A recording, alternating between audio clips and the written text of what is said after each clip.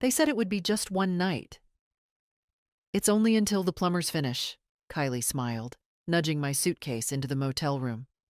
Andrew kissed my cheek with that distracted, guilty air he'd worn since his father died. We'll pick you up in the morning, Mom. Promise. I watched their car pull away through the torn blinds, the taillights disappearing like an afterthought. But I didn't sleep. Something about the way they avoided eye contact, how my wallet had accidentally stayed in Andrew's car, my bones felt it before my mind did. Something was off. The room smelled like bleach and mildew, with a TV bolted to the dresser that flickered when I tried the remote. I didn't even bother unpacking. I'd only brought a weekend bag, a few essentials, one change of clothes, my medications, and the thick envelope of documents I never left the house without. At least I had that. Birth certificate, deed to the house, bank statements. I kept them in a zippered pouch, a habit from decades ago when I learned never to trust anyone with the paperwork of your life. In the morning, I opened the curtain to the sight of an empty parking lot. No Andrew, no Kylie, no phone call. I picked up the motel room phone. It was dead. No dial tone. I reached for my cell. It was still on the nightstand, charging. No service. That's when I noticed the envelope was gone. The pouch. The papers. Gone. I tore through my bag, through the drawers, under the mattress like a madwoman. Nothing. My heart thumped in that heavy, unsteady way it had ever since the bypass surgery. I had my pills, thank God, but no ID, no cash, no cards, no documents. Just a woman alone in a polyester dress and yesterday's makeup. I went to the front desk. The girl behind the counter looked like she couldn't be more than 20, chewing gum with indifference. Hi, I was dropped off here last night. My name is Margaret Delaney. I think there's been a mistake. My son was supposed to pick me up. She blinked at me, tapped her keyboard. No reservation under that name. I checked in yesterday. You were a walk-in, paid cash, no ID. I stared at her. That's not possible. My son made the reservation. He brought me here. She shrugged. You're checked out, as of 9 a.m. I'm still in the room. Room's been reassigned. I need to make a call. My son. No phone service today, she said, already turning away. Try next door. They've got a diner. I stumbled into the sunlight like a woman drunk. I was 74 years old. I'd never once been arrested, never missed a mortgage payment, never borrowed what I couldn't repay. I raised Andrew by myself after Harold died, worked 2 jobs while getting him through school. And now I stood outside a dingy motel, treated like some vagrant who'd overstayed her welcome. At the diner, the waitress let me use the landline. I dialed Andrew first. It rang 3 times, then went to voicemail. I didn't leave a message. I tried again. Same thing. Then Kylie. Her phone went straight to voicemail. I called the house phone. Disconnected. It took me 2 bus rides and 1 long walk to reach our street, my street, Chestnut Avenue, where we'd lived since 1983. My roses were still blooming along the walkway, my hydrangeas overgrown, in need of pruning. I smiled a little, despite everything. Then I reached the door, and my key didn't work. I stood there, dumbfounded, trying it again and again until the key bent. I knocked, then rang. Nothing.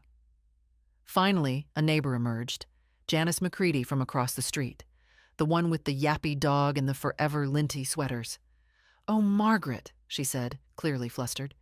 "Janice, do you know what's going on? My key. I'm not sure I should. Andrew said you were moving out, that you were, relocating to assisted living near the coast. Said you'd left already." I felt the blood drain from my face. "What?" "That moving truck came yesterday morning. I saw them take out your things. I assumed Margaret, are you all right? I turned away before she could touch me. I walked around the house. The back door had a new lock. The garage code panel was gone. Every window shut tight. Even my bedroom curtains had been replaced. White blinds, cold and unfamiliar. I stood in the garden for a long time. I wasn't crying, not yet. I was calculating. I knew where Andrew banked. I knew the notary who'd helped me draft my will. I knew the contact at the county records office who once complimented my raspberry jam and told me, "You're sharper than most people half your age." I wasn't broken. Not yet. That night, I slept at a women's shelter downtown. It was clean, quiet, and the lady at the front desk gave me tea and didn't ask questions when I said I had nowhere else to go. I lay on the cot, staring at the ceiling. My body ached, and the cold seeped into my knees, but I was already planning. Tomorrow, I'd start with the bank, then the notary, then the county. I might be 74. I might be tired. But I still knew how to take care of myself. They thought they could erase me. They were wrong. The bank was my first stop. I arrived as the doors opened, the morning sun still low enough to throw long shadows across the sidewalk. Inside, the air smelled of printer paper and air conditioning. I walked up to the customer service desk with my back straight and my jaw set. "Good morning," I said calmly. "I need to speak to someone about my accounts. My name is Margaret Delaney."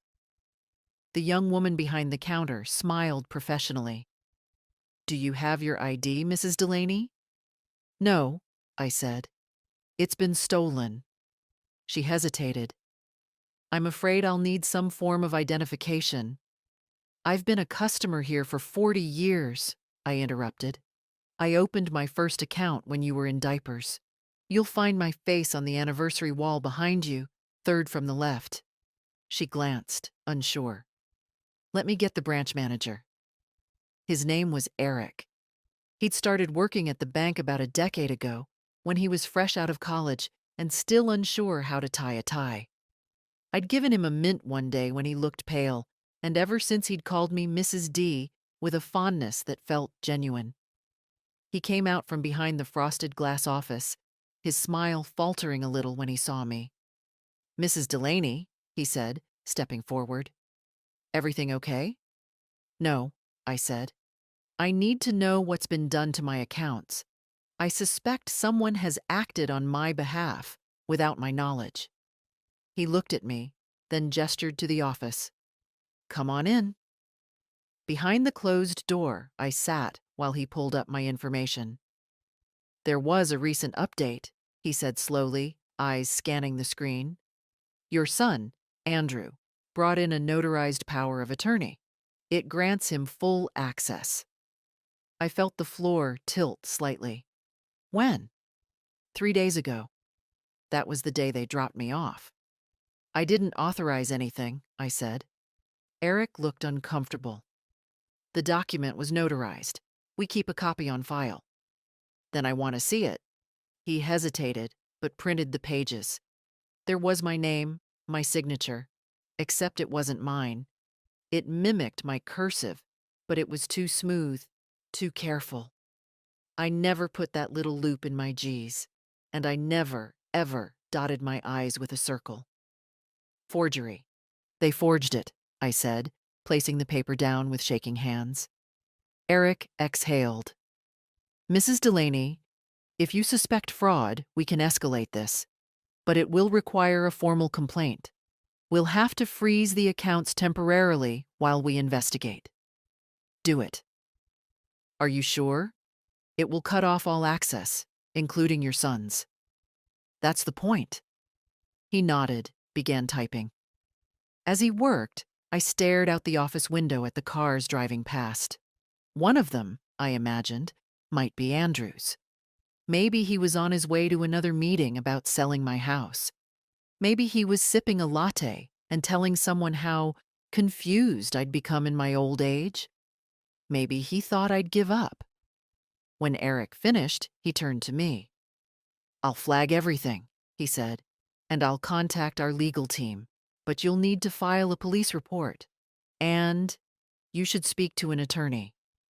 "I already have someone in mind," I said. Next was the notary's office. Not the one Andrew had used. I didn't know who that was yet. But the one I trusted. Donna LaRue.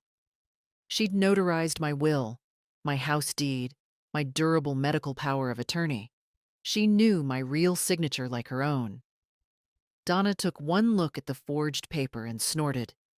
"This isn't your handwriting," she said, pointing. "And this stamp isn't real. The notary ID doesn't match any active in the state." I blinked. "You're sure?" She nodded. "It's a copy-paste job. A cheap one, too. I've seen better forgeries from high school pranksters." I stared at the paper again. My name, a fake signature, a fake stamp. They really thought I wouldn't notice. "They think you're old," Donna said gently. "They're counting on people not believing you." "But you believe me." "I always have." I left her office with copies, affidavits, and an appointment with a lawyer Donna recommended, a sharp woman named Lynette Reyes, who'd once sued a nursing home chain into bankruptcy. But by the time I reached the county building to check on the house deed, I was starting to feel the weight of it. My body ached. My legs throbbed. I hadn't eaten all day. Still, I went in. I gave the clerk my name. She typed, clicked, frowned. "There was a transfer filed yesterday," she said. "Property reassigned under joint ownership, Margaret Delaney and Andrew Delaney." I closed my eyes. "Was there a witness?" "Yes." "Was I present?" The clerk looked uncomfortable. "I'm not allowed to say, ma'am, but you can file a contest. You'll need to speak with the assessor and submit documentation." "Then give me the forms." That night, I slept in a shelter again. A different one this time. Quieter. A volunteer offered me a cup of soup. I drank it slowly, letting the warmth spread into my hands. They thought I'd crumble. They thought I'd be too old, too confused, too tired to fight. But they forgot who I am.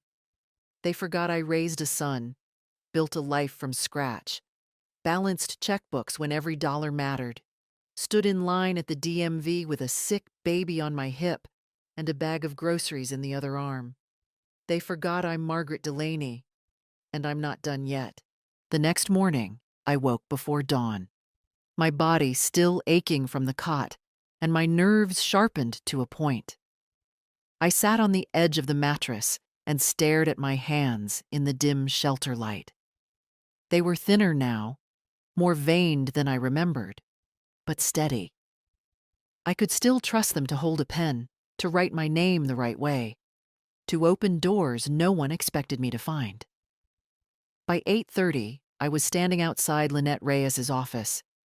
It was in a modest brick building downtown. No flashy sign, just her name in small letters on the glass. That told me enough. Lawyers who win don't need neon to say so. Inside, her assistant, a crisp young man named Cody, offered me coffee and helped me fill out a basic intake form. He didn't flinch when I said I didn't have ID.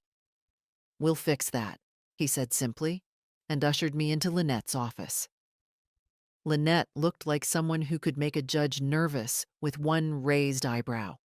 Mid-50s, no-nonsense face, gray streaks in her bun like bolts of lightning. She stood to shake my hand.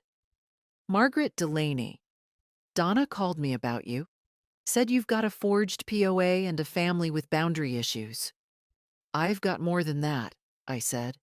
"I've got a son who dumped me in a motel, cleaned out my house, and forged my signature to take over everything." She nodded once. "Start from the beginning." So I told her. The motel, the missing documents, the fake power of attorney, the revised deed, the bank accounts. She didn't interrupt, just made notes, asked for dates and names. When I was done, She leaned back and exhaled slowly. "This is a full-on case of elder financial abuse," she said. "You're lucky you caught it early. Most people don't realize until everything's already sold or lost. I only caught it because I couldn't get back into my house." "Well," she said, "we're going to make sure you do. What can we do first?" "Emergency injunction to freeze any financial activity tied to your name, especially real estate. Then we challenge the POA, file for fraud investigation, and if necessary, criminal charges. The forged signature alone is a felony. And if your son's wife was involved, she's liable too." "I don't want to ruin his life," I said quietly, almost surprised by my own voice. "But I want mine back." Lynette looked at me evenly. "Then we do this clean and fast. You'll need to stay off the radar for a bit. If he finds out you're moving legally, he might try to sell the house or empty accounts before we freeze them." "I've already frozen the bank accounts," I said. "The manager was an old friend." "Good. You're ahead of the curve." She handed me a packet of papers and a schedule for the week ahead: affidavits to sign, hearings to prepare for, evidence to collect. Then she paused. "Margaret, do you have anywhere safe to stay?" I shook my head. "Shelter downtown. It's clean enough." Her eyes softened just for a second. "Give me a moment." She stepped out. A few minutes later, Cody came back in with a note in hand. "We've arranged for a temporary apartment through a partner nonprofit," he said. "It's small, but safe. Rent-free. Just until we get things sorted." I wanted to argue. Pride rose up like a reflex, hot and foolish. But I was tired. And I knew this wasn't charity. This was strategy. "Thank you," I said. That night, I sat on a real bed in a quiet room with a locked door and a lamp that worked. The apartment was no bigger than a shoebox, but it had dignity. A kitchenette, a little desk, a bathroom with clean towels. I ran the faucet just to hear the sound of something that belonged to me again. I pulled out a notepad and started writing. A list of everything I remembered being taken. House, Chestnut Avenue, primary checking account, pension account, automatic deposits. Power of attorney, forged. Insurance contacts, social security information. Then I started another list. People who believe me. Donna, Eric at the bank, Lynette, myself. That last name, I circled it. Twice. The next day, Lynette filed the emergency injunction. We had a hearing date, but until then, I needed to prepare. I took the bus across town to the Central Records Office, spoke to a clerk named Rosalind, who still wore the same bright green glasses I remembered from years ago when I used to drop off Harold's property taxes. She greeted me with a cautious smile. "Mrs. Delaney, I haven't seen you in a while." "I've been busy losing my life to my son's ambitions," I said dryly. "I need any records of deed transfers from the last 10 days." She didn't ask questions, just printed them out and quietly slid them across the counter. There it was, in ink and county seal. A new deed listing Andrew Delaney as joint owner based on voluntary transfer and agreement. My signature looked clean, too clean. Rosalind leaned in. He came in with a woman, blonde, maybe mid-30s, seemed nervous, signed fast. "Kylie," I thanked her and left. At the pharmacy, I paid in cash for a week's supply of my medication. That part scared me the most. Not the legal fight, not the house, not even the money, but the idea of waking up one morning with nothing in my bloodstream to hold my body upright. I couldn't afford weakness. That night, back in the apartment, I looked at the deed again. I thought of the hydrangeas, my bookshelves, the teacups Harold brought me from Tokyo, all under someone else's name now. No, not someone else's. Mine. Still mine. And I was going to take it back, page by page, signature by signature. Even if I had to walk into court in orthopedic shoes and a coat too thin for spring, I'd do it. Because they dropped me off and thought that was the end. But it wasn't the end. It was only the beginning. I woke early again, before the sun filtered through the blinds of the little apartment. My body wasn't used to stillness. Years of waking to alarm clocks, to Harold's coughs, to Andrew's cries in the night, had trained me to rise before the world did. Old habits, like old hurts, don't go quietly. I sat at the kitchen table with a mug of instant coffee, reading the photocopies of the forged deed Lynette had highlighted. Voluntary transfer. That word, voluntary, burned hotter than any betrayal. There was nothing voluntary about being abandoned in a motel without money or phone access. Nothing voluntary in watching your life repackaged under someone else's name. Lynette had scheduled our first court date. Just a motion hearing to freeze the house deed, to stop Andrew from selling it. It was next Thursday. That gave us 5 days. I spent those days collecting evidence. First, I went to the moving company. It wasn't hard. There's only one major outfit in our part of town. The girl behind the counter was wary at first, but when I explained who I was and what I needed, she softened. "Your son said you were already in assisted living," she said, tapping her keyboard. "Said you'd signed everything over." "He lied." She blinked, then quietly printed the service order and invoice. Andrew's name was on every line. His signature again, clean, neat. Nothing like the quick strokes I'd seen on his birthday cards since he was 10. Next, I visited the local post office.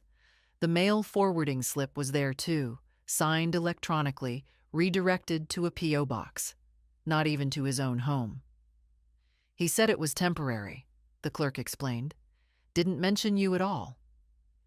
Each lie stacked on the next like kindling. I wasn't angry anymore. I was precise. There's a difference. Lynette met me that Friday afternoon to go over what I'd found. She was pleased. "This paints a pattern," she said. "Intentional misrepresentation. He didn't just act without your consent. He tried to erase your presence from every document." "He wants my house," I said. "And my silence." "Well," she smiled, "he can't have both." Saturday, I returned to the street where my house stood. I took the bus again, no car, no taxi, just the city at my back, and a tote bag filled with records on my arm. I didn't plan to go inside. I just wanted to see it. But something caught my eye from the sidewalk. A van in the driveway, the back doors open, men hauling in large cardboard boxes. One of them had "Stagecraft Interiors" printed across the side. I stepped closer.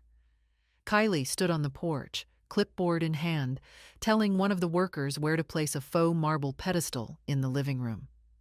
I saw it through the open door.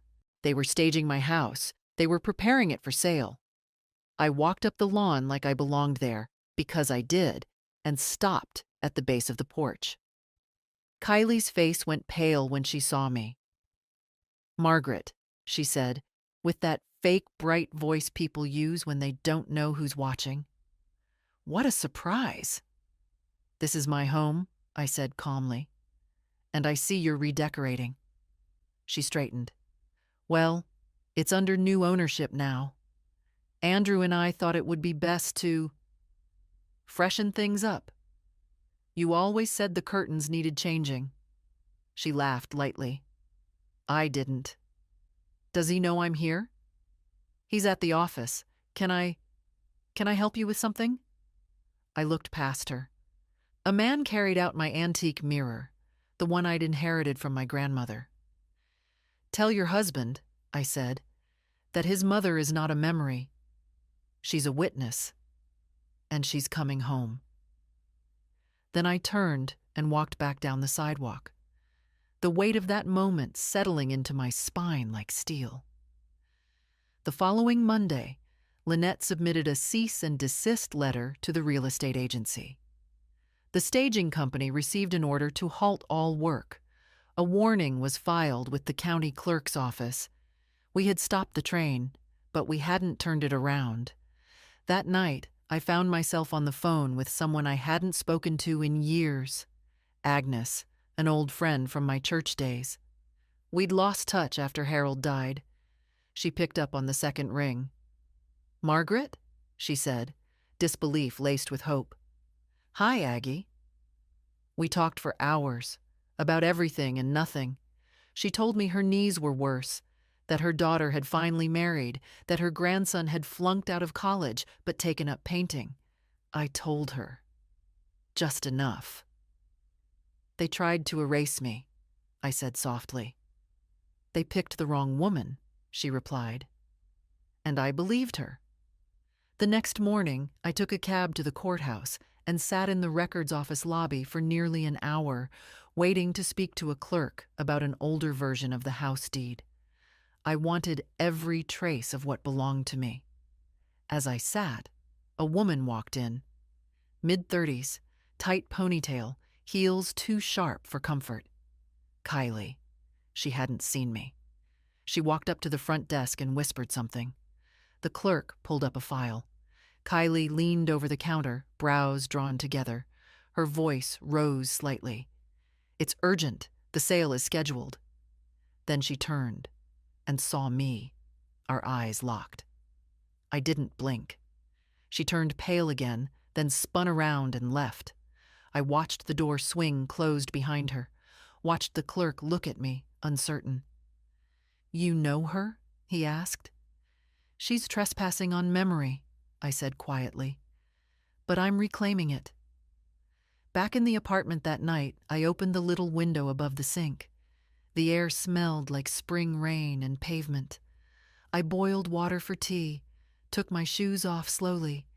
There was a knock at the door. I opened it. And there stood Andrew. He didn't speak at first. Just stood there, his face unreadable, his hands shoved deep in his coat pockets, like a boy caught doing something wrong and hoping to charm his way out of it. Andrew had always looked like Harold. Same sloped shoulders, same deep-set eyes. But there was something brittle now about the way he held himself. Like the lies had started to calcify under his skin. "Mom?" he said finally. I didn't answer. I left the door open and walked back into the apartment. If he wanted to talk, he could follow. He did. The place looked smaller with him in it.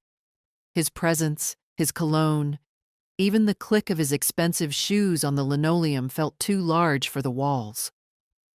I sat at the table. He remained standing, glancing around like he didn't quite know how to exist in a room that wasn't curated by a decorator or staged for approval. "This is where you're living now?" he asked. "For now," I said. "Until the court hears my case." He flinched slightly. "You didn't need to go that far." "No," I said. "You didn't need to go that far." Silence stretched between us. Finally, he sighed and ran a hand through his hair. It was grayer now than I remembered. Stress. Or maybe just time catching up to both of us. "I didn't mean for it to go like this," he said. "Kylie, she thought it was the best solution. The house was too much for you. You were forgetting things." "I wasn't forgetting anything," I snapped. "You just stopped listening." He looked away. "You lied to me," I continued, voice low. "You took me to a motel and left me there with no phone, no money, no keys. You forged my name. You transferred the deed. You tried to erase me from my own life. That's not true." "Which part?" He didn't answer. "I changed your diapers, Andrew. I sat up with you through croup and nightmares and broken hearts.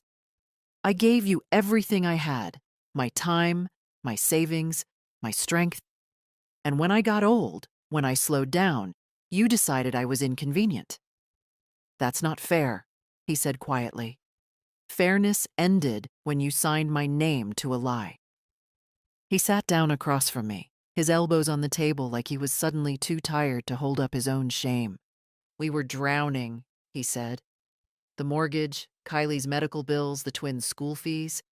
I kept thinking if I could just sell the house, just get a little ahead, I could fix everything. I thought you'd understand. You didn't even ask." He didn't deny it. He just stared at the chipped mug in front of him, as if it held the answers. "Mom, I know it was wrong. I do. But can't we fix it quietly? Without dragging everything into court?" I leaned forward slightly. "You want me to stay quiet so you can keep the house?" "I want us to heal," he said. "To move on." "You mean pretend it didn't happen? Let you keep what isn't yours and call it peace?" "I didn't mean to hurt you." "But you did." He was silent for a long time. "I didn't expect you to fight back," he said finally. That, more than anything, told me everything I needed to know. "No," I said. "You didn't." I stood. He did too. "I'm not your victim, Andrew. I'm not your burden. I'm your mother. And if I have to spend the rest of my life reminding you what that means, in court, in records, in sworn affidavits, I will." He looked at me, and something passed over his face. Regret, maybe. Or just the dawning realization that I wasn't bluffing. "I'll see you in court," I said. He left without another word. That night, I didn't sleep much. I lay awake, listening to the hum of the refrigerator, the occasional car outside, the soft buzz of streetlights. My body hurt. My heart hurt more. But there was no part of me that doubted what I'd done. I wasn't just defending my home. I was defending the woman I'd spent 74 years becoming. The next morning, Lynette called. "He came to see you, didn't he?" "Yes." "Good," she said. "That means he's scared." "Should I be?" She paused. "No, but you should be ready." I was. Because when your own child forgets who you are, what you've given, what you've endured, you don't argue. You remind them. You return, piece by piece, until your name means something again. And I hadn't even started. I didn't go outside for the next 2 days. Not because I was afraid, but because I needed quiet. The kind of stillness that lets you hear yourself think without the noise of other people's shame or excuses. I stayed in the apartment with my notes, my papers, my coffee cooling beside a stack of affidavits that had started to feel like armor. I read every line of that forged deed until the curves of my own name, copied, stolen, felt like bruises. By Wednesday morning, I was ready. Lynette picked me up at 8 sharp. She drove a small, silver sedan that smelled faintly of lemon and steel resolve. She didn't talk much on the way to the courthouse, and I didn't need her to. We were 2 women walking into battle with different scars, but the same aim. At the courthouse entrance, I spotted him. Andrew stood with Kylie by the marble steps, both dressed like they were going to a fundraiser. He in a tailored navy suit. She in a pearl-colored blouse that probably cost more than my rent. They looked polished, presentable, deliberate, but they flinched when they saw me. Good. We didn't greet each other. There was nothing left to say out here. Inside the courtroom, everything felt too bright. The windows let in the unforgiving kind of morning light that lays bare everything. Lines, flaws, falseness. I sat beside Lynette, papers in hand, watching as the clerk called our case. Delaney versus Delaney, motion for injunction? The judge was a woman. Older, sharp-browed, silver-haired like me. I liked her immediately. Lynette stood first. Her voice was calm, deliberate, surgical. Your Honor, my client, Mrs. Margaret Delaney, has been the victim of a calculated and unlawful effort to remove her from her home and control her financial assets through the use of a forged power of attorney and unauthorized property transfer. She submitted the evidence. Bank statements, the fake signature, Donna's affidavit, Rosalind's witness statement.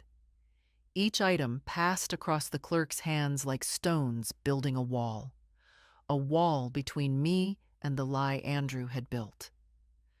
Kylie shifted beside Andrew, her arms folded tight. Andrew's jaw clenched every time Lynette said the word fraud. Then it was their turn. Their lawyer, a man too slick by half, with hair like plastic, rose with a smile that didn't reach his eyes. "Your Honor," he began, "this is a family matter, not a legal one. My clients acted with concern and good intentions. Mrs. Delaney has shown increasing signs of forgetfulness and confusion. They believed she would be safer in assisted care." He turned to me, the performance thick in his voice. No one wanted to hurt her. I met his gaze head on. I didn't blink. The judge held up the document. "This signature," she said, "is already under forensic review." The lawyer nodded. "If it was misunderstood—" "It's not misunderstood," the judge interrupted. "It's contested. There's a difference." Silence. The room held its breath. "I'm issuing a temporary injunction," she said. "All sales activity related to the property will cease immediately. No access to funds without this court's approval. We'll schedule a full hearing to determine the validity of the transfer and the power of attorney." I exhaled slowly. "Mrs. Delaney," the judge added, turning to me, "I recommend you retain possession of any personal documents and belongings you still have, until we sort this out." "I intend to," I said. The gavel struck. Outside the courtroom, Andrew caught up with me. "You didn't have to do this, Mom. You're making a scene." "No," I said. "I'm making a stand." Kylie looked like she wanted to say something, but didn't. Maybe she sensed that nothing she offered would sound right. Not now. Not after the judge's tone. Not after the paper trail we'd laid down piece by piece. Lynette and I walked away. Back in the apartment, I hung my coat carefully, then sat at the little table where all of this had begun. Just me, a mug of coffee, and the sound of my own heart beating slow and certain. I didn't feel triumphant. Not yet. But I felt something I hadn't in weeks. Real. Visible. Present. That night, I pulled out a photo album I'd managed to grab before everything fell apart. I flipped through the pages slowly. Andrew in a dinosaur costume. Me holding a cake shaped like a volcano. His first day of school. His college graduation. A younger me with tired eyes and proud hands. I wasn't perfect. But I had been there. For everything. Now, for once, I was going to be there for myself. The battle had only just begun. But I wasn't backing down. The apartment felt smaller the next morning, not because it had shrunk, but because the weight I'd carried into it had grown lighter. There's a strange kind of energy that comes after the first real pushback, a sense of motion, like a train finally creaking forward on rusted tracks. I wasn't anywhere near the end, but I wasn't standing still anymore. I went back to the bank that afternoon, this time not as a woman asking for answers, but as a client reclaiming control. Eric met me at the entrance. "We saw the court's order," he said, ushering me inside. "I've already flagged the accounts and suspended all activity under the disputed POA. Your funds are secure, Mrs. Delaney." I nodded. "Thank you, Eric. But I'd like to do more than secure. I want to reset." He looked up. "I want to close every joint account Andrew has access to. I want new cards, new passwords, new signatures. Everything." He didn't hesitate. "We'll get started right away." We sat together for nearly an hour. I signed forms, answered security questions, re-established myself line by line. It felt like peeling off layers of someone else's decisions until I found my own voice again. "I'm also going to need to open a separate trust," I added, for a future transfer. Eric didn't ask what it was for. He just nodded and slid the forms across the desk. By the time I walked out, the sun had already begun to set. The sidewalks were bathed in gold, and for the first time in weeks, I allowed myself to slow down. To breathe in the evening without bracing for a call or a new betrayal. Back at the apartment, a letter was waiting in my mailbox. Typed envelope, no return address. Inside, a note, folded neatly. "Mom, please call me. We need to talk. Things got out of hand." No signature, but I recognized the handwriting. Andrew's. Smoother than it had been in college, but still his. Still trying to sound calm when things cracked. I placed the note on the counter. Did he want to apologize? Or just to negotiate? Was he scared of losing the house or of losing me? The next morning, I went to see Donna. She'd agreed to help me draft a formal statement for the court. Something personal from my own words, describing what had happened. Her office was warm with the smell of paper and cinnamon candles. I liked that she kept it cozy. Professional didn't have to mean cold. "I brought notes," I told her. She smiled. "I'd expect nothing less." We sat together for hours, shaping my words into something legal. Not just emotional, not just outrage, but truth. When we finished, she looked up at me. "This isn't just about getting your house back, is it?" I shook my head. "It's about my name, my voice, my place in the story." Donna nodded. "Then you're already winning." Later that day, Lynette called. "They've filed a response," she said. "They're claiming your memory is impaired, that you consented but forgot. They've attached letters from 2 doctors, none of whom have treated you." My throat tightened. "Can they do that?" "They can try," she said. "But they'll have to prove it in court. And I've already lined up a neurologist willing to evaluate you independently. Someone reputable." "Good." "They're grasping, Margaret. That's what this is." I stared at the envelope on my counter again. The unsigned note. "They're scared." "Yes," Lynette said. "And when people are scared, they get sloppy. Let them." That evening, I received another visitor. This time, it wasn't Andrew. It was the twins. I opened the door and there they stood. Emily and Ben, my grandchildren. 19, barely adults, eyes full of confusion, and something else I couldn't quite name yet. "Hi, Grandma," Emily said, hesitating. We heard what's going on," Ben added. They came in, sat awkwardly on the couch, glancing around the room like they were visiting a museum exhibit. I made tea, because what else does one do when a broken branch of family reappears? "We didn't know," Emily said, "about the house, about the motel. Dad told us you were moving, that it was your choice. He said you were tired," Ben added, "that you wanted to be closer to the coast." I smiled without warmth. "And you believed him?" They both looked down. "We should have checked," Emily whispered. "We're here now," Ben said. I sat across from them, studied their faces. The same freckles Andrew had as a boy, the way Emily wrinkled her nose when she was nervous. "What happens now?" Emily asked. "I fight," I said simply. "In court, in records, with everything I have left." Ben looked like he wanted to ask more, but didn't. When they stood to leave, Emily hugged me. Tentative at first, then tighter. "You don't deserve this," she said. "I know," I replied. They walked out into the evening, just 2 kids caught between love and loyalty.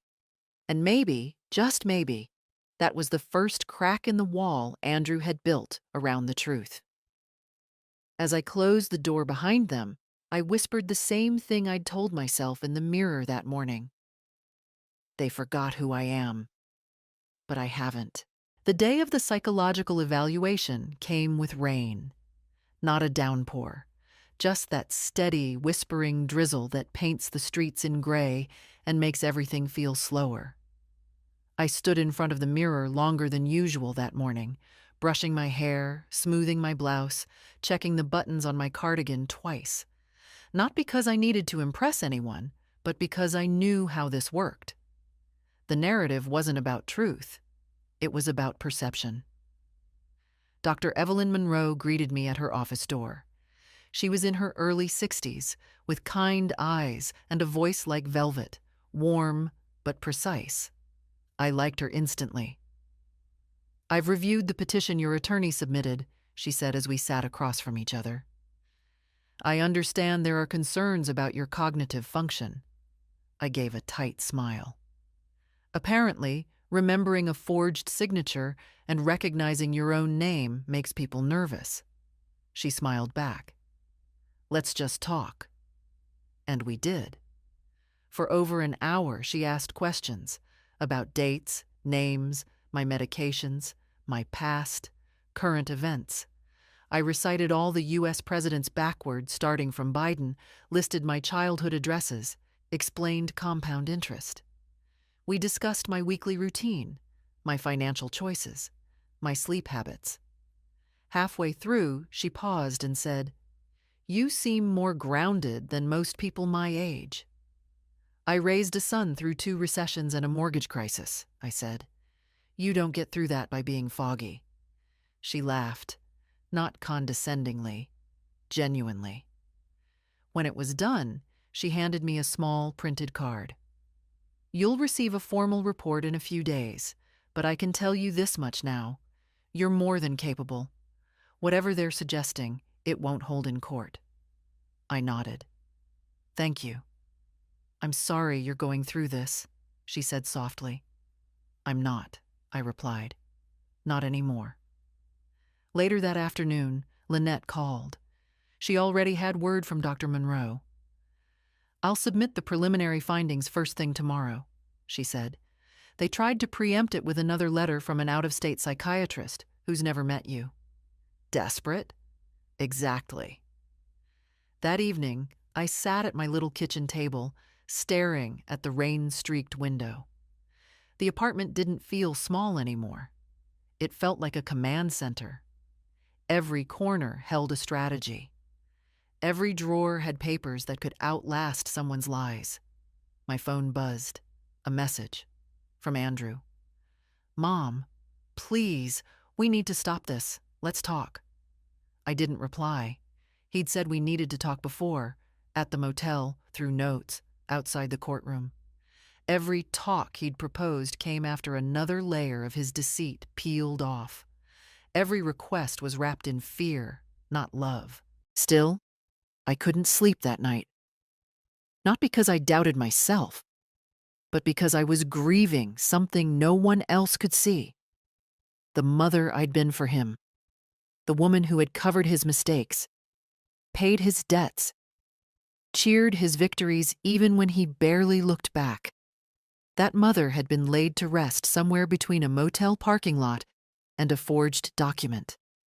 But another woman had risen in her place, one who remembered the value of her own name. The next day, Lynette and I met to finalize the complaint for the full hearing. We were not just contesting the deed transfer and the power of attorney, we were pressing charges. Fraud, financial abuse, elder coercion, she listed out, ticking them off like groceries. "We'll start with civil, but if the DA picks it up, there could be criminal charges too." I nodded. Then I handed her something I hadn't told her about before.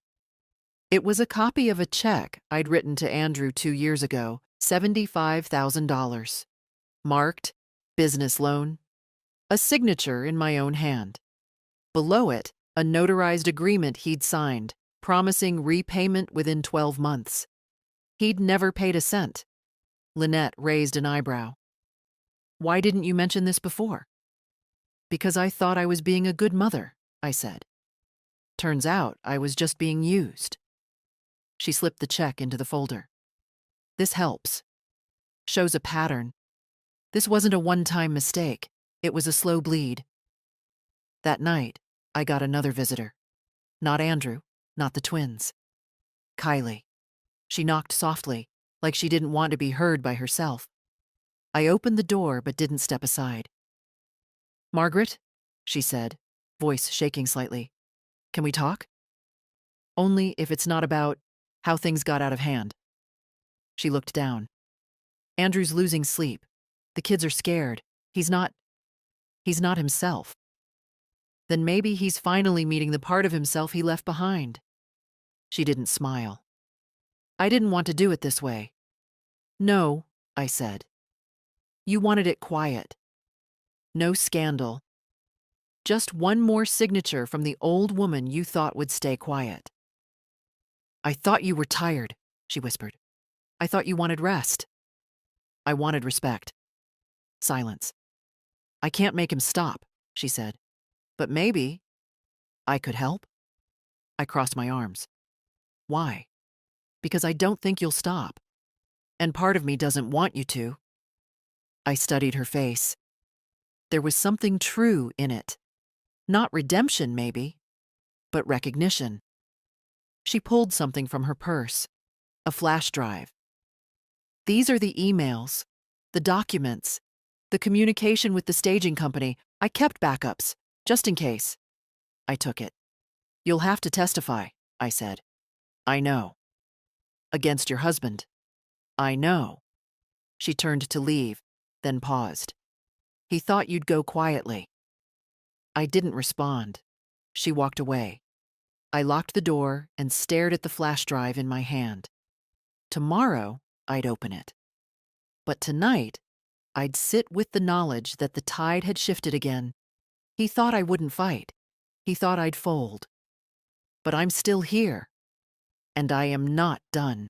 I waited until morning before plugging in the flash drive. There was power in that choice. Not rushing, not reacting. Just waiting, calmly, on my terms. I brewed tea, took my pills, and opened the blinds to let in the pale light of another cloudy morning. Only then did I sit down at the little desk, open my laptop, and slide the drive into the port. It loaded slowly, like something reluctant to reveal its truth. Inside were neatly labeled folders: deed prep, POA drafts, interior contracts, sale timeline. But it was the folder marked correspondence that made my hands still. I clicked. Emails. Dozens of them. Between Andrew and Kylie. Between Andrew and realtors. Between Andrew and a lawyer I'd never heard of. One thread dated back months before the motel. Subject line: "Mom's assets. Urgent." I scrolled. If she gets difficult, we'll say she's confused. Her memory's been slipping anyway. The key is to stay ahead of her. We can have the papers notarized in advance. She doesn't need to be there. Just get someone who'll stamp. Once she's settled somewhere else, we'll change the locks. Make it seem like it was her decision all along. I sat back in the chair, the screen still glowing. I wasn't just pushed out. I was planned out. And now I had proof. I printed everything. Every email, every timeline, every contractor receipt with Andrew's signature, every date that lined up with the lies he'd fed me. Then I picked up the phone. "Lynette," I said, "we're going to war." She didn't ask questions. "Bring it in. I'll prep the exhibits."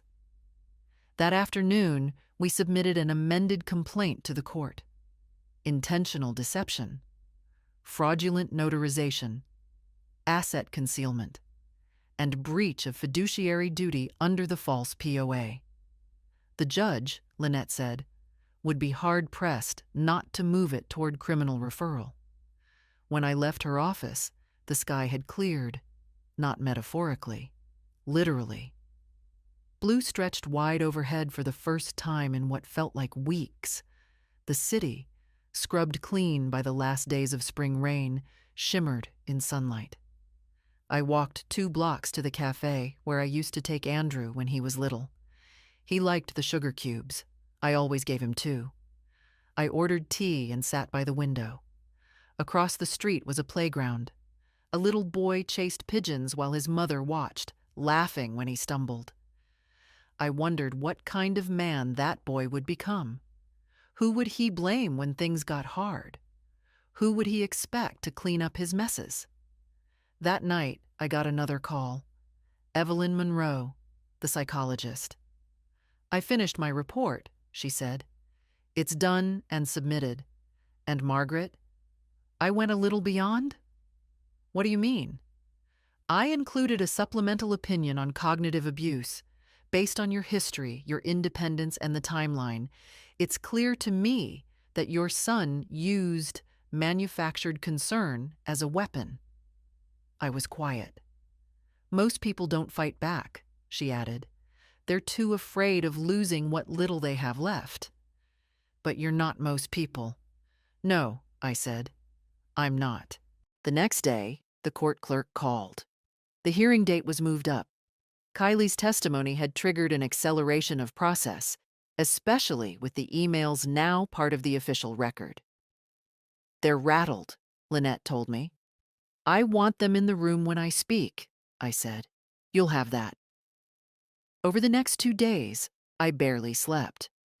I rehearsed my statement, rewrote it, practiced it aloud.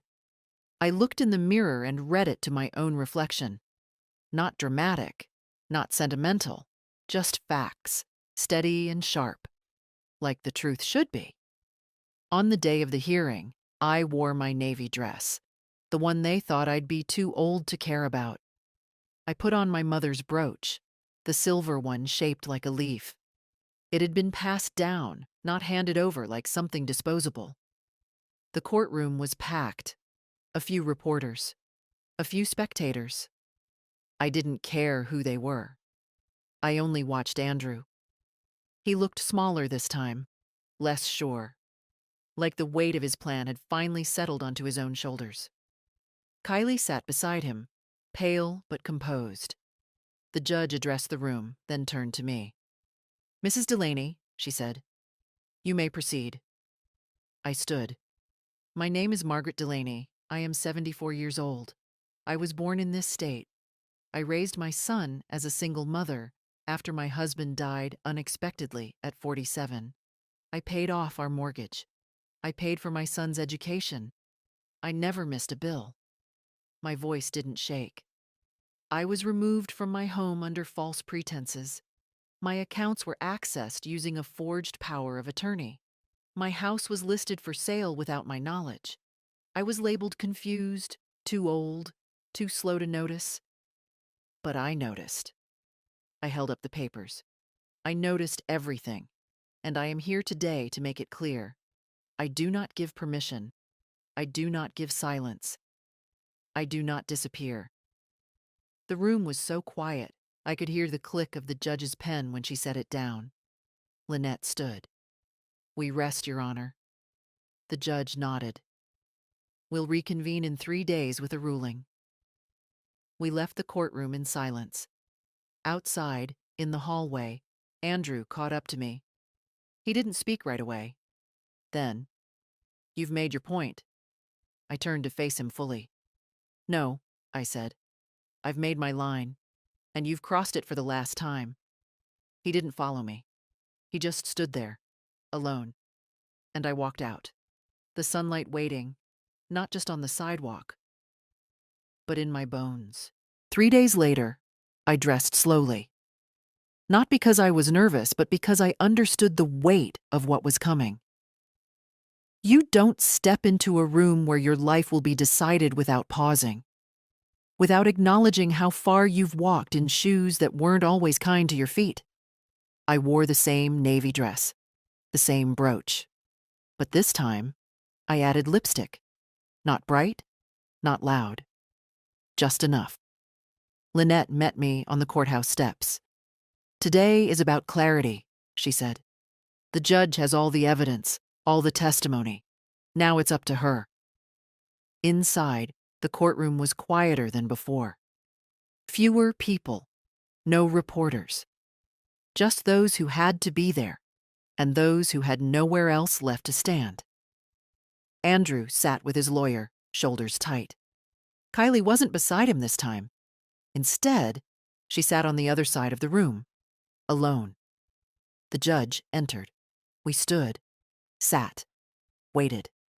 She read from a prepared statement, her tone calm and firm, the cadence of someone who'd weighed every word with care. In the matter of Delaney versus Delaney, the court finds that the power of attorney filed on behalf of Mr. Andrew Delaney was fraudulent, lacking verifiable consent, and improperly notarized. Furthermore, the transfer of property was executed under misrepresentation and without the voluntary participation of the original deed holder, Mrs. Margaret Delaney. She paused. Effective immediately, all rights, ownership, and control revert to Mrs. Delaney. All accounts accessed under the forged POA will be subject to audit. The sale is void. The locks will be changed under court supervision. I heard a gasp. I don't know if it was Andrew or me. The judge continued. Additionally, this court recommends referral for potential criminal investigation under the jurisdiction of the district attorney. Charges may include fraud, elder abuse, and unlawful possession of property. It landed like thunder in the room. Andrew turned to his lawyer. The man leaned in, whispered fast. Andrew's hands twitched on the table. The judge looked at me. Mrs. Delaney, your case sets precedent, not just for legal remedy, but for dignity. You remembered who you are. Let the record show the court did too.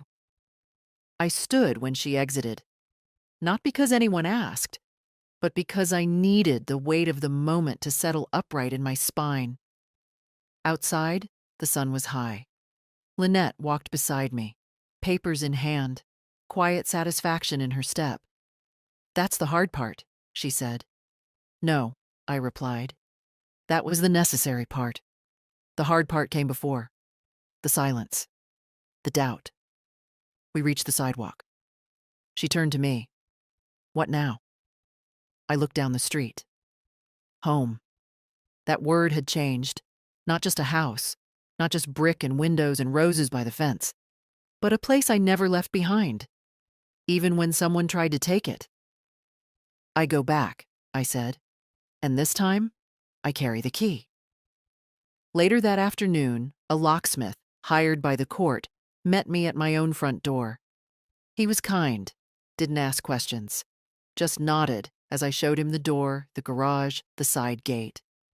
Within the hour, every lock had been changed, every trace of their access removed. I stepped inside, dust on the floor, a faint scent of staged furniture polish, but it was still mine. The couch was gone. So were the curtains, but the floorboards creaked in all the right places, and the sunlight hit the kitchen tiles like it always had. I walked room to room, found my grandmother's mirror, left in the garage, wrapped in a moving blanket. Found my teacups in a box labeled donations.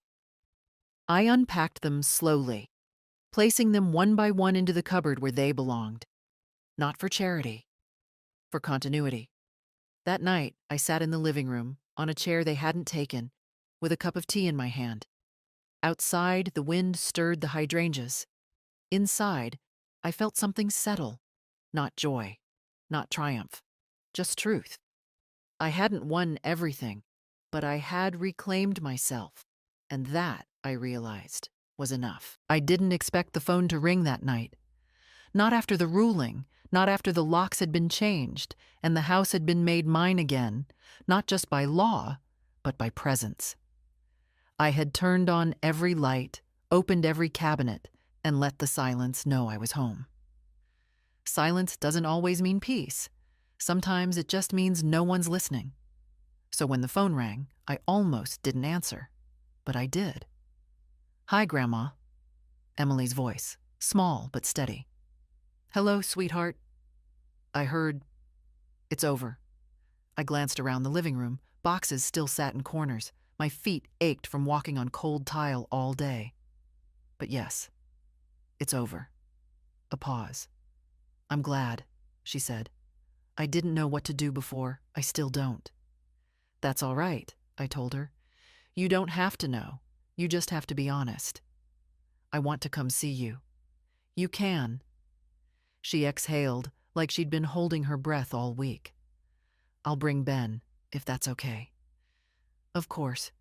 She hesitated again, then quietly, I'm sorry for not asking questions sooner. You were told not to. Another pause. He told us you were losing it, that you forgot things, that you were better off. He needed you to believe that, I said, so he wouldn't have to explain what he was doing. Do you hate him? That stopped me. I thought about the motel, the bank, the forged documents, the look on his face when he realized I wasn't going to disappear. No, I said, but I no longer excuse him. The line went quiet, and then Emily whispered, That makes sense. We set a time for the next afternoon. When they arrived, I was in the garden, clipping dead blooms, turning the soil. My hands were dirty, and my knees ached, but the sun was warm, and I welcomed it like a guest I hadn't seen in months. They walked up the path slowly. Ben taller than I remembered, Emily with her arms folded, like she wasn't sure if she was allowed to unfold them. You can come in, I said. This is still your grandma's house. Inside, we sat in the kitchen. I made sandwiches. Not the kind they grew up with. My hands weren't as fast as they used to be, but good enough. We ate in near silence. Then Ben spoke. Is Dad going to jail? I don't know, I said. That's not in my hands now. It's in the district attorney's. Emily stared at her plate. He's angry. He says you ruined everything. I imagine he does. He says you turned on him. I sipped my tea. No, he turned on me. I just turned back around. Ben nodded like he didn't fully understand, but respected it anyway. You didn't deserve this, Emily said. No one does, I replied. But that doesn't stop it from happening. I didn't ask them to take sides. I didn't scold or explain further. I just let them sit in the house they once ran through with popsicles and let the weight of everything settle where it belonged. Later, Emily walked into the living room. She stood in front of the fireplace, staring at the empty space where my photos used to be. They packed all this up, she said. They did. Why? To make it look like I'd already left. She turned around. Do you have the pictures? I nodded. In a box. I haven't had the heart to unpack them yet. She crossed the room, opened the nearest box, and began to lift them out. One by one. Frames wrapped in newspaper, memories unwrapped carefully. Ben joined her. They placed them back on the mantel, me with Harold, Andrew as a boy, Emily's kindergarten picture, the faded photo of my mother in her wedding dress. The room began to look like mine again, not because of the walls, because of what they held. When they left, I hugged them both. No tears, just long, quiet embraces, the kind that carry both apology and forgiveness without needing to say either. After they were gone, I sat back in the kitchen and stared at the table, at the note Andrew had left me in the apartment. Still folded, still unsigned, still unanswered. I didn't need to open it again. I knew what it said. What mattered now was what I said, and what I chose to say was nothing. Sometimes silence isn't absence. Sometimes it's the most powerful sentence of all. The next morning, I called Donna. I need a new will, I told her, and a living trust. She didn't ask why. She just said, come in at noon. The last one I'd made was nearly 15 years ago, when Harold had just passed, and Andrew was still someone I believed in without hesitation. Back then, the house had been left to him by default. My accounts, my belongings, even the little cedar box that held my wedding ring. I'd trusted him to carry all of it forward with care. Now, every clause needed rewriting. When I arrived, Donna had already drawn up a draft. We reviewed it line by line. I took my time. Not because I doubted her, but because I wasn't going to sign another paper without knowing exactly what it meant. No house to Andrew, I said. No access to accounts, no healthcare decisions, nothing. Understood, she said. And if he contests it? We'll add a no contest clause, she replied. Anyone who challenges the will forfeits everything. I nodded. She passed me the pen. I signed my name slowly, carefully, the real way, with the broken loop in my G and the slight slant in my D. My signature, imperfect, unmistakable. When I was done, she notarized it herself. The stamp clicked down onto the paper like the sound of a door locking behind you. I'll keep a copy on file, she said, and I'll notify Lynette. Good. Back home, I opened the box of keepsakes I hadn't touched since moving back in. Inside were photos, cards, old recipe clippings, and, near the bottom, a letter from Harold, written the year before he died. His handwriting always looked like it had been pressed too hard into the page. If you ever have to stand alone, Maggie, you stand with your back straight and your hands steady. You've always been stronger than you let on. I read it twice, then folded it carefully and placed it in the drawer beside my bed. That evening, I received a letter in the mail, real envelope, real stamp. From Andrew, no return address. Inside, a handwritten page. Mom, you've made your point. I know you don't want to hear from me, but I'm writing anyway. Not to excuse myself. I know I crossed a line. I panicked. I let Kylie's fear and our debt push me into something unforgivable. But I need you to know, it wasn't hate. It was weakness. I thought I was protecting you. I was really protecting myself. I'm sorry. I don't expect forgiveness, but I wanted to say it anyway. Andrew. I folded the letter and placed it in the same drawer as Harold's, not because it held the same weight, but because it came from the same son who once brought me dandelions in a paper cup. I didn't respond. Apologies are seeds. Let them rest in the dirt. Some grow, some don't. The next morning, I called a woman named Esther. She was a social worker I'd met years ago through church. Retired now, but still sharp, still involved. We had tea on the porch, and I told her what had happened. All of it. Not for sympathy, but for purpose. I want to help other women like me, I said. The ones who get pushed out of their own lives. The ones who think being quiet is the same as being safe. She nodded. There's a shelter program that could use someone like you. They've been looking for women with lived experience, not just lawyers. Real voices. I'm interested. Then we'll get you in. That evening, I stood in the kitchen and looked around. The cupboards still weren't full. The house still echoed in certain corners. But it was mine again, and I was no longer afraid of the quiet. I pulled out a notebook from the drawer, wrote on the first page, this is how it started. Not with a bang, not with a betrayal, but with forgetting who I was, and then remembering, loud enough to be heard. I closed it. There was more to write. But for now, I had peace. Not because they gave it to me, because I claimed it. The first time I stood in front of the women at the shelter, I didn't plan to say much. I'd brought tea and cookies, something small, something ordinary. The staff introduced me simply, Margaret's here to share her story, if she's comfortable.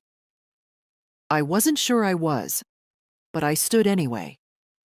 Because I remembered what it felt like to have no one look you in the eye, to be seen as a problem, not a person.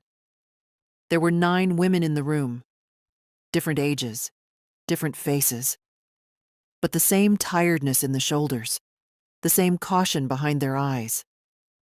I didn't begin with the motel, I began with the house. I lived in that house for 39 years, I said. My son was raised there, My husband died there. My garden bloomed every spring. It was mine. They watched me, silent, waiting. And then one day, someone decided I didn't need it anymore. I told them everything, slowly, plainly. No drama, no embellishment, just the facts, the forged documents, the bank, the courtroom, the silence, the memory of my own name.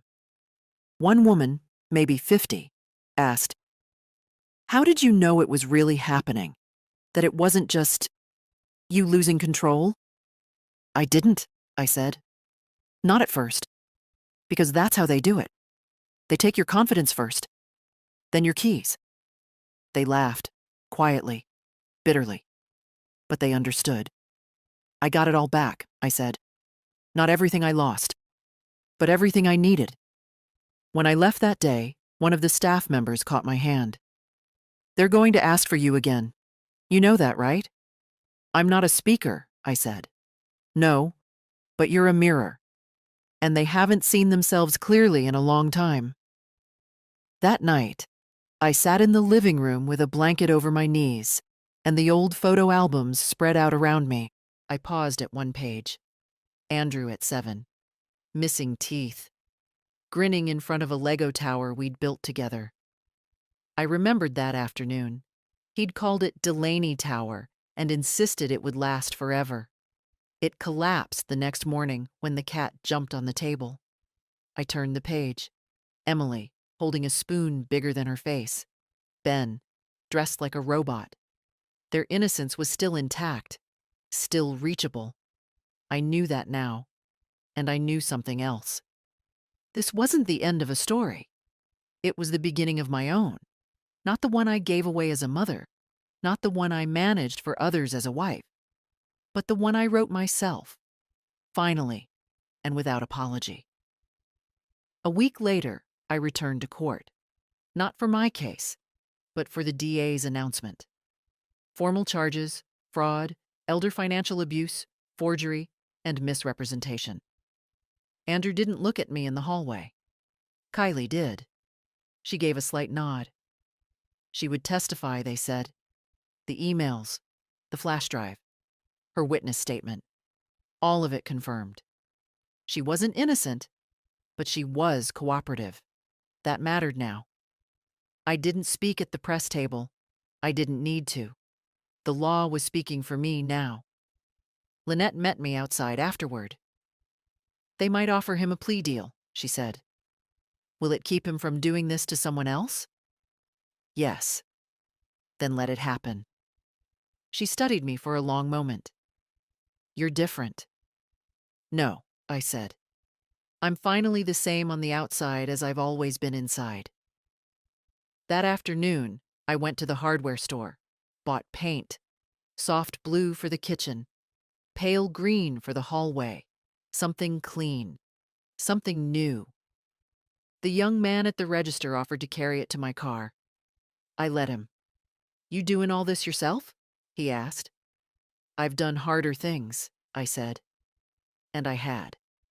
Back home, I changed into old clothes, opened the windows, and started rolling color over the walls. One strip at a time, one layer at a time, covering what had been, preparing for what would be. The paint dried slowly. Each morning, I'd walk through the house with a mug of tea and touch the walls with my fingers. Not to check the finish, but to feel the shift. The way a room changes when it becomes yours again. The way silence can finally sound like peace. I took my time with the rest. Rehung the curtains. Planted basil in the window box. Called the roofer about the leak I'd ignored for years, always thinking someone else would handle it. Now I wanted the responsibility. Wanted the choice. And with every nail hammered back into place, I was reclaiming more than a house.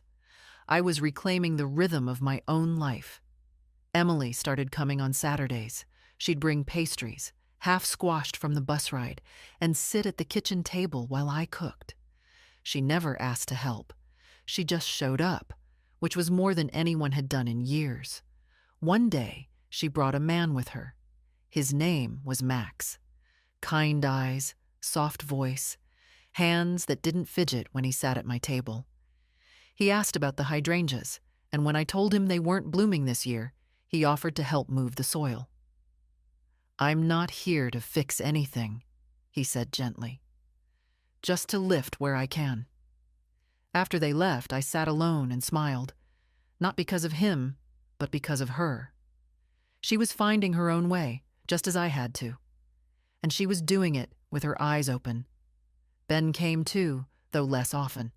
Always awkward, but always earnest. He brought his sketches once, shyly showing me a portrait he'd drawn of the old house, just as he remembered it before the staging. He'd drawn me standing in the window, watching. "You always seemed like you were thinking something big," he said. "I usually was," I told him. We laughed. That Sunday, I received a certified letter from Andrew's lawyer. Inside, a formal apology. Typed, notarized, stiff with legal language, but clear enough. He admitted to forgery, to acting without consent, to misusing my name and property. The statement would be used in court as part of his plea agreement. There was also a handwritten note, separate. "I don't expect you to forgive me, but I wanted to put it on paper, not for the court, for you. I took something sacred and made it transactional.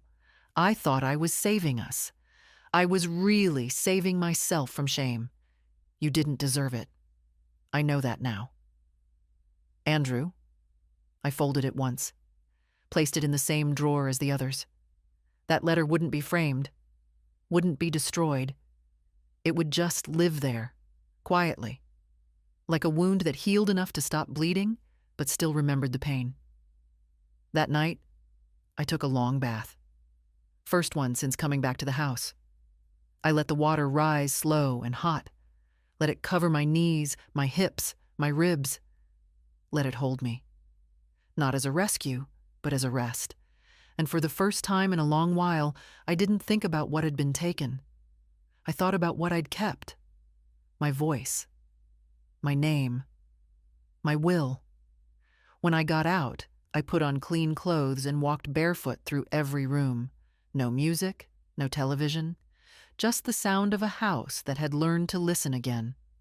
I paused in front of the mantel, touched each photo with 2 fingers, whispered the names of the people in them, not for memory, but for continuity. They hadn't gone, and neither had I. At the edge of the living room, I placed something new. A small frame, simple wood, no glass.